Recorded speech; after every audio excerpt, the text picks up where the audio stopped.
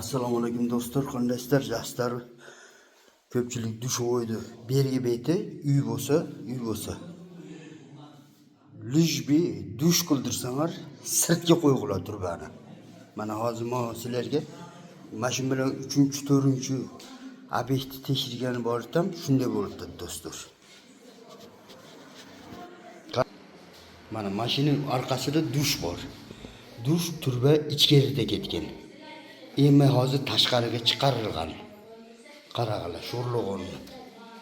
Sarg'ayib ketgan, ko'rdingizmi? Sarg'ayib sho'r chiqib ketgan mashina.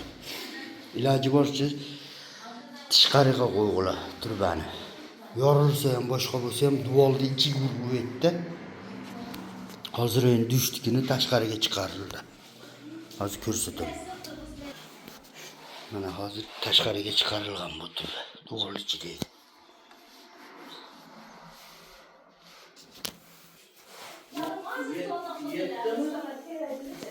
Mana duval ichida ketgan edi. Hozir tashqariga chiqarildi mana bo'lib. Bo'lg'ular do'stlar, sho'r yomon tepadi. Uy solishdan oldin maslahat so'rab olsam yaxshi. Iloji boricha pul sarf qilingandan keyin sho'rga tetib bo'ladi. Pishiq ish bo'ladigan bo'lsa, обязательно sho'r tepadi.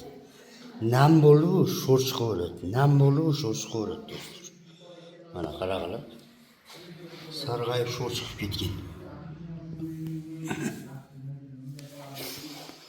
Nima qilsam